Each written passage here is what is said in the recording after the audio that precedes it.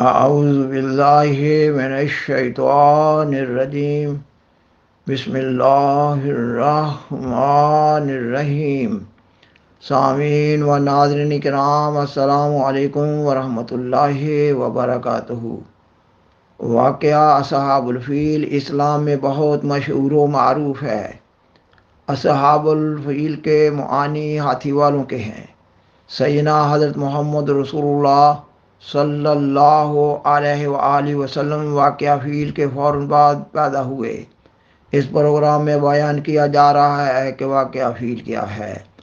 یہ اس وقت کا واقعہ ہے جب یمن کا علاقہ ملک حبشہ کے ماتحت تھا۔ حبشہ ایک عیسائی ملک تھا، اس لیے یمن کا گورنر بھی عیسائی ہوا کرتا تھا۔ اس زمانے میں یمن کے گورنر کا نام ابرہہ تھا۔ ابرہہ خانہ کعبہ سے بہت دشمنی رکھتا تھا۔ وہ چاہتا تھا کہ لوگوں کو خانہ کعبہ سے پھیر دے۔ اس نے خانہ کعبہ کی عظمت گھٹانے کے لیے یمن میں ایک معبد بنایا۔ لوگوں کی اس معبد کی طرف کوئی توجہ نہ ہوئی۔ اس پر اس نے خانہ کعبہ پر حملہ کر کے اسے گرانے کا فیصلہ کر لیا۔ ابرہہ کی خانہ کعبہ سے شدید دشمنی کا ایک بھیانک پس منظر تھا، اور وہ یہ ہے کہ تورات کی کتاب استثناء میں یہ پیش گوئی موجود ہے کہ حضرت ابراہیم علیہ السلام کی اولاد بنو اسحاق سے کہا گیا تھا کہ ان کے بھائیوں بنو اسماعیل میں سے ایک عظیم الشان نبی مبعوث کیا جائے گا۔ اور بنو اسماعیل عرب میں بس گئے تھے، اور جب اس موعود نبی کی بعثت کا زمانہ قریب آ رہا تھا تو اہل اللہ نے یہ اظہار کرنا شروع کر دیا کہ اب وہ موعود نبی آیا ہی چاہتا ہے۔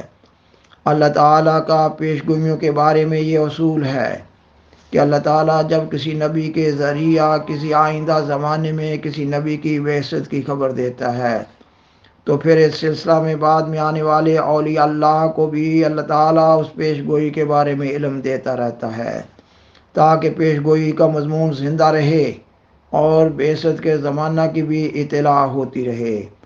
سیدنا حضرت محمد رسول اللہ صلی اللہ علیہ وسلم کی پیدائش کے قریب زمانہ میں بعض عیسائیوں اور یہودیوں نے ملک شام وغیرہ سے آ کر ملک عرب میں بسنا شروع کر دیا تھا۔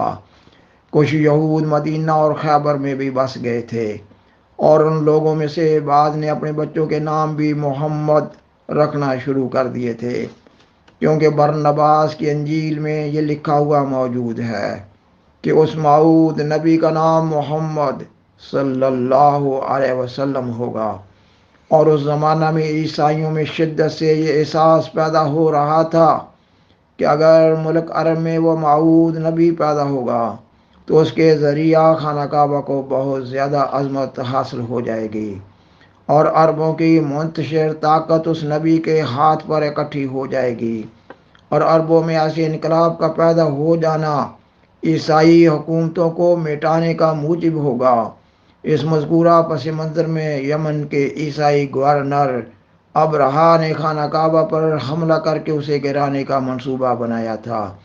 اس غرض کے لیے اس نے حبشہ کے بادشاہ کی اجازت سے ایک بھاری لشکر تیار کیا۔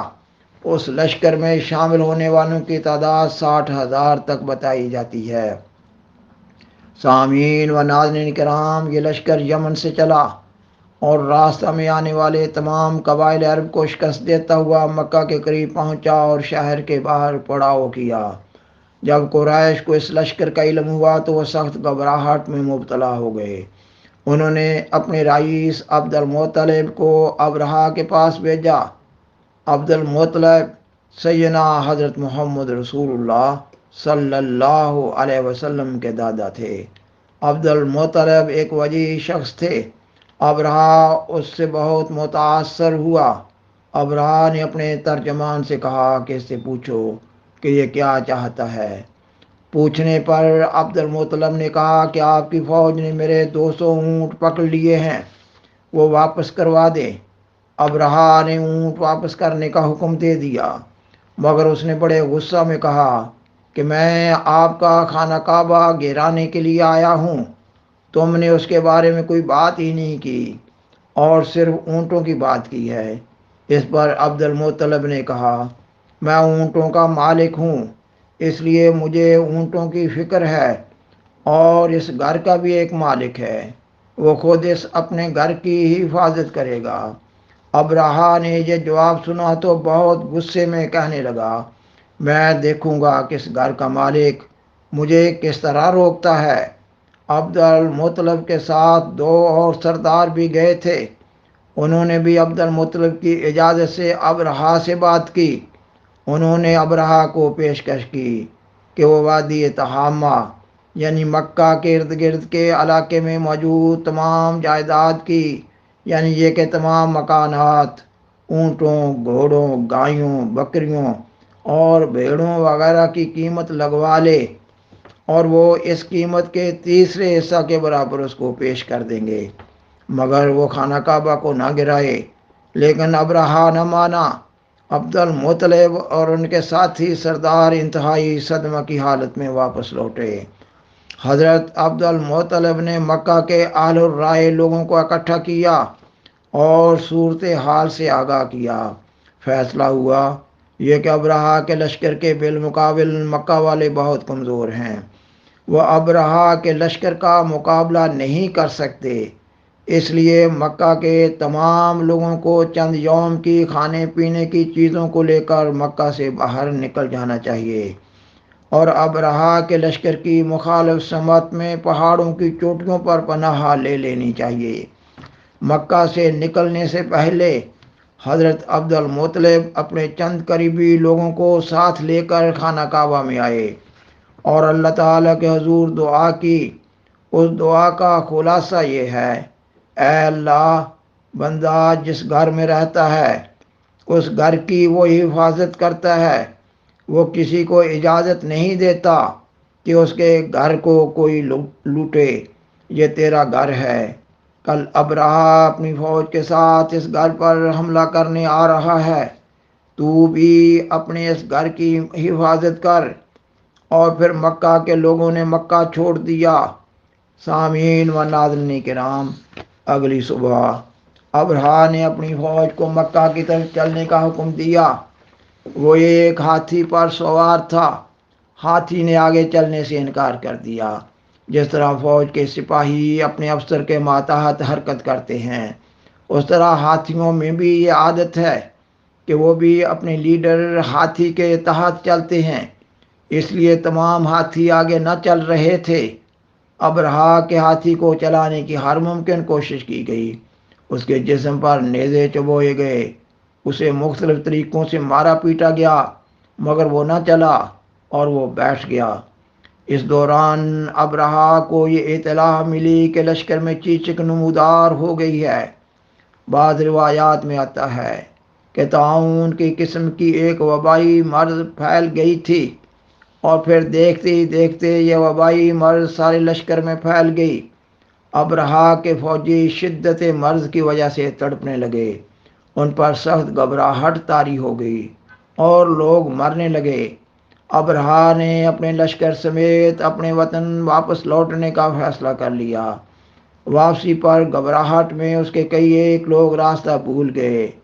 اس بیماری کی وجہ سے ابرہا کے فوجی بڑی تیزی سے مر رہے تھے، اور کئی ایک بھوک و پیاس کی شدت کی وجہ سے ہلاک ہونے لگے۔ ابرہا خود بھی ہلاک ہو گیا۔ بعض روایات میں آتا ہے کہ ان فوجیوں کے چمڑے اور ہڈیاں تک گل گئیں، اور پھر اللہ تعالیٰ نے ان لوگوں کی مردہ لاشوں کو سمیٹنے کے لیے ان پر غول در غول پرندے بھیجے۔ وہ پرندے ان کے مردہ جسم کو نوچتے تھے، اور پھر ان گوشت کے چھوٹے چھوٹے ٹکڑوں کو مزید چھوٹا کرنے کے لیے اور نرم کرنے کے لیے اور مٹی سے صاف کرنے کے لیے اپنے پنجے اور چونچ کی مدد سے پتھر پر مارتے تھے۔ اللہ تعالیٰ نے اس واقعہ کے بارے میں قرآن مجید میں سورۃ الفیل نازل فرمائی۔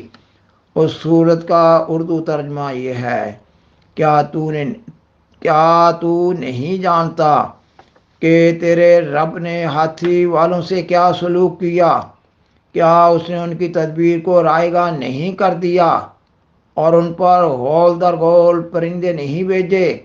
وہ ان پر کنکر ملی خشک مٹی کے ڈھیلوں سے پتھراؤ کر رہے تھے، پس انہیں کھائے ہوئے بھوسا کی طرح کر دیا۔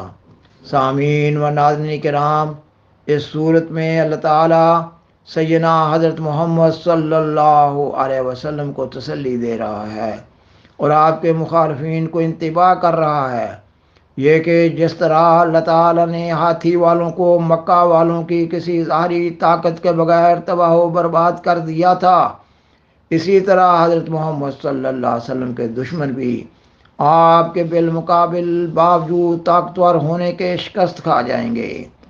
بالآخر درخواست ہے کہ اس پروگرام کو دوسروں سے شیئر کریں اور حضرائے کرم اس چینل کو سبسکرائب کریں۔